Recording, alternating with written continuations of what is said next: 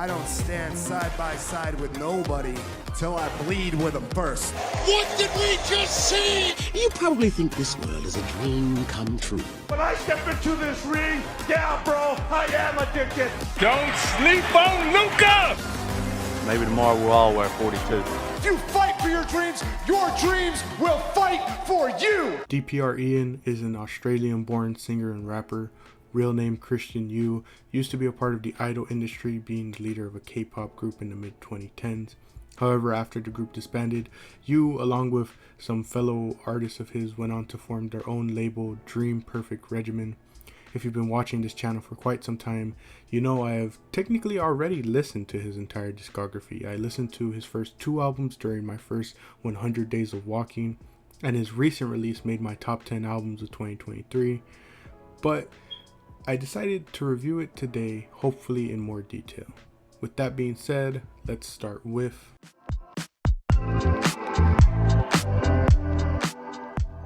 Moodswings. In this order is DPR IAN's debut record, released in 2021, coming in at 8 songs, 23 minutes.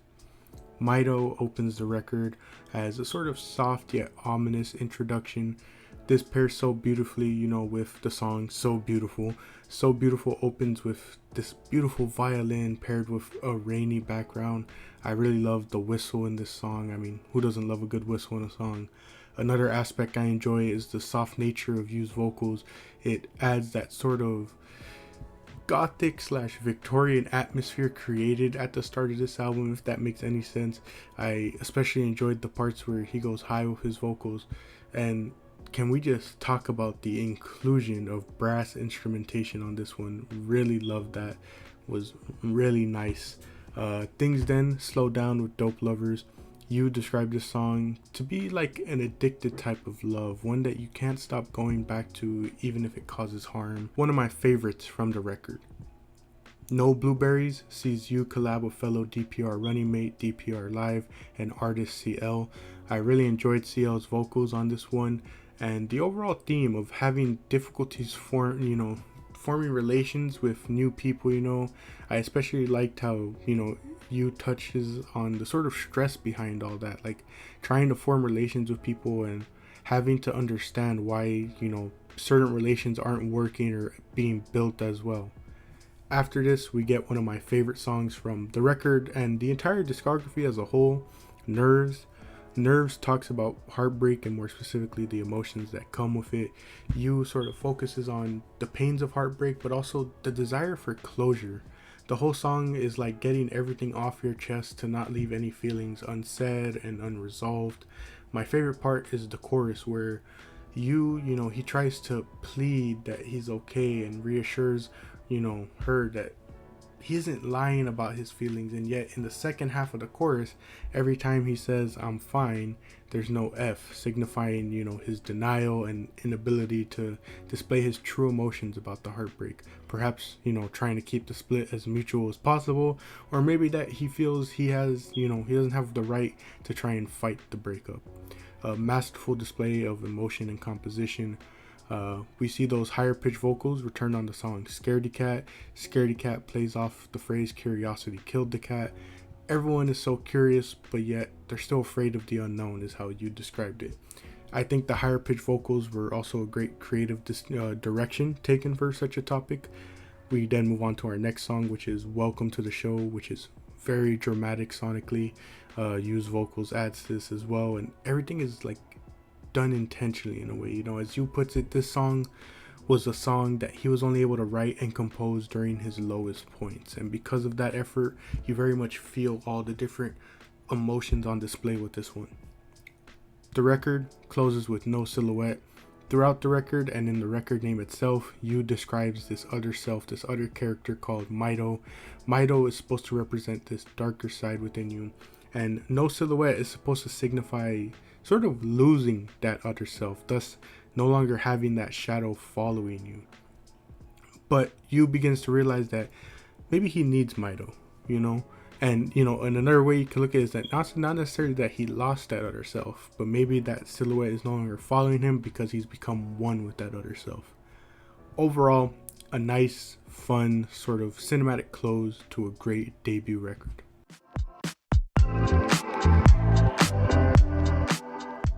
Moodswings in 2 order is DPR IAN's follow-up record released in 2022, coming in at 12 songs, 37 minutes.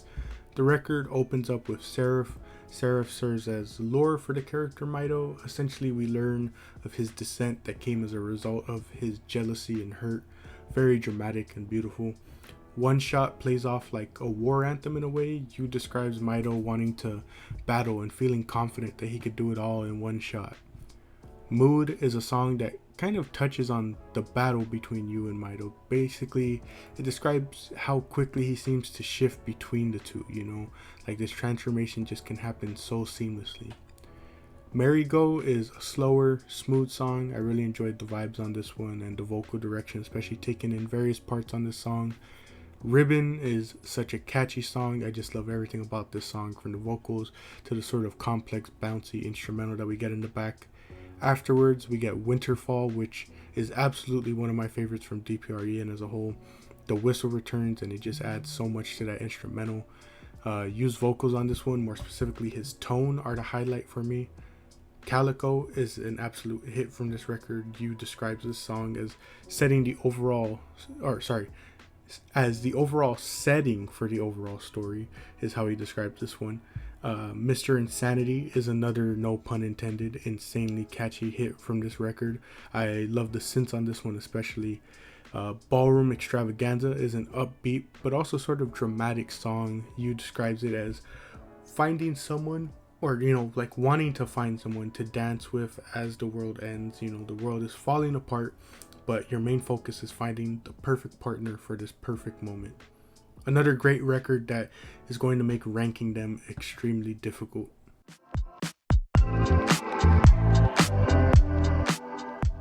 Dear Insanity is DPR IAN's 2023 release, coming in at 7 songs, 22 minutes. This record is all about exploring the newly introduced character, Mr. Sanity. Introduced in the last record, Mr. Insanity is all about the manic highs of emotion. Famous Last Words opens up a true intro for this record, really. By that I mean that like it very much sounds like an opening of an anime or a movie. We have Mito talking about Ian committing to exploring the other side, even if it means he'll go insane. You get very dramatic production to go along with this. By the way, I will state this now as we move on to our next song, Welcome to the Other Side. I have not seen any of DPR IAN's music videos. I think the only one I have seen is Don't Go Insane. I bring this up because those probably give a lot more insight into this story and probably have like a story to follow along with it. I don't know for sure, but I know he puts a lot of effort into those. You know, I've kind of talked about this before, but you know, he's an artist that puts a ton of work, you know, into things, you know, especially his music, but more importantly, he also puts a ton of work into the lost art that is music videos. And now that I say that, it's crazy to me how many aspects of music have become lost arts nowadays. You know, music videos, album covers, album sequencing. I mean, we've seen a ton of YouTubers cover this stuff already. Well, like I just had to bring it up myself too. But anyways, Welcome to the Other Side is catchy, but personally doesn't stick out to me as much. Don't Go Insane is a great song. I love the piano bits and just the overall cinematic feel to this song. As I mentioned before, Yu clearly goes into each song with a vision. When making these songs, it's like he already has a scene in his head of how this song would play out visually and thus creates a song to match that. This often leads to songs like this, you know, with heavy emphasis on tone and drama.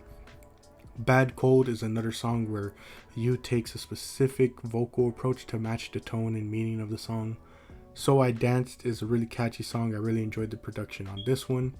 Peanut Butter and Tears is a sort of mix of things, you know. It has catchy instances, but at the same time other parts are more somber and mellow. It works out really well. This album closes with Violet Crazy. To me, it's a perfect close. It's slow, it's somber, it's dramatic, and I just love all the emotions on display in this one.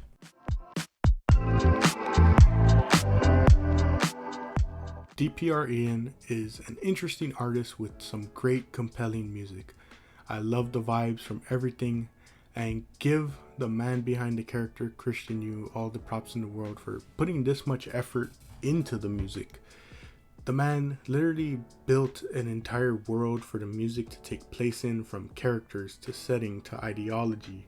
All of it just sort of clicks for me, and that's the best part of the music. The way it all just matches and seems like tailor-made for everything. You can tell there's just so much thought and effort behind it all. And like I said, you just have to give props in a music world that is currently obsessed with like numbers and appearing picture perfect and what's gonna get us the most radio player, what's gonna get us the most numbers, what's gonna get us put on Billboard. You have to appreciate artists out here that are taking their time to perfect their craft like this, and you know, be willing to be outside the box like this, you know, putting this much effort into it. I mean, we have so many artists doing that now that I can just go off and list, but I'm just glad to see more artists, you know, doing stuff like this, you know, putting more effort into this. Even though we live in a, you know, a world right now, especially here in America, where we're so quick to label things as odd and, you know, cringe, and like, you know, like the phrase, oh, you're doing too much. It's like a lot of people might look at the stuff he does and think that, but I can appreciate the artistry behind putting this much effort into your music. But with all that being said, as it stands, my current ranking for DPR IAN's discography goes as follows: Dear Insanity at last, followed by Moodswings in 2 order, with Moodswings in this order at first. Truly, these are all interchangeable, just a magnificent discography that is so difficult to rank one over the other. But from here, we look towards an artist whose most recent release sparked me to look at the rest of her discography, Dua Lipa.